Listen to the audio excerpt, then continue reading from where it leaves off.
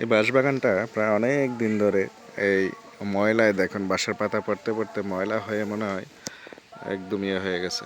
কত সুন্দর একটা বাঁশবাগান ছিল, আমাদের খেলার জন্য খুব সুন্দর একটা জায়গা ছিল এখানে। তো আমরা প্রায় সময় এখানে খেলতাম। তো আগে যেহেতু গ্যাস ছিল না, যার জন্য পরিষ্কার ছিল, সবাই আসলে এটাকে পরিষ্কার করে রাখতো। এখন গ্যাস আসার কারণে এটাকে আর কেউ পরিষ্কার করে না, অর্থাৎ ময়লা পড়তে পড়তে অনেক ডাস্টবিনের মতো হয়ে গেছে। তো হুট করে মাথায় আসলো যে এগুলাতে একটু আগুন দিয়ে পুড়ে দিই। তো সবাই মিলেমিশে এই যে আগুন ধরিয়ে দিচ্ছি, যেন ময়লাগুলো পুরো একদম পরিষ্কার হয়ে যায়। অনেক ময়লা, প্রচুর পরিমাণ ময়লা হয়েছে এখানে। পুরো বাঁশবাগানটা যেন ময়লায় ঢেকে গেছে একদম। তাই আগুন লাগিয়ে দিচ্ছি, সবগুলো একদম পুড়ে ছাই হয়ে যদি কিছুটা পরিষ্কার হয়। দেখুন না কি পরিমাণ ময়লা, চারিদিকে মানে একটা ডাস্টবিনের মতো হয়ে গেছে। কত সুন্দর একটা বাঁশবাগান ছিল এখানে। সকালে পাখির কিচিরমিচির শব্দে যেন ঘুম ভাঙতো এই বাঁশবাগানের পাখির সুরে। এত সুন্দর একটা জায়গা একদম ময়লায় ঢেকে আছে।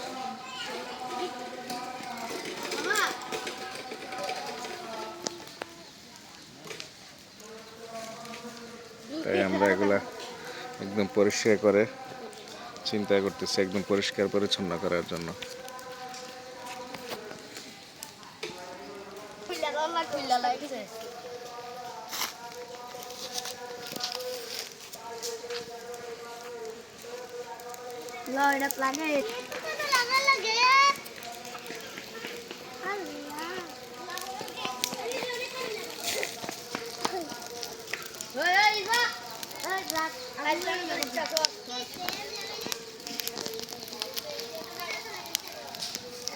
একদম পুরো ছাই হয়ে যাবে, কিছুক্ষণের মধ্যে ময়লাগুলো একদম পরিষ্কার হয়ে যাবে।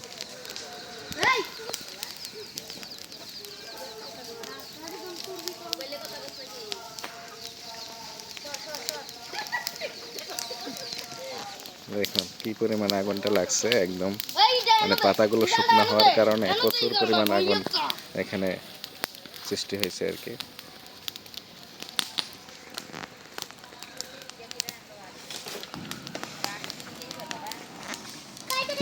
সুন্দরভাবে পরিষ্কার হচ্ছে, সবগুলো পুরো একদম ছাই হয়ে যাচ্ছে।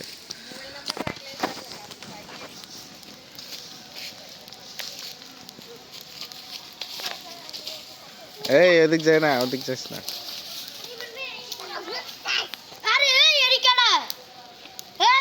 সবগুলাতে একদম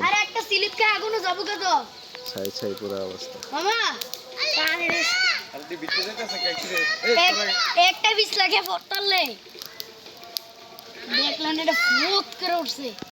দেখুন কি পরিমাণ পাতাগুলো পড়তেছে, একদম শুকনো পাতা সব পুরো ছাই হয়ে যাচ্ছে। তো মোটামুটি কিছুক্ষণ সময়ের মধ্যে এটা পরিষ্কার হয়ে যাবে ইনশাল্লাহ।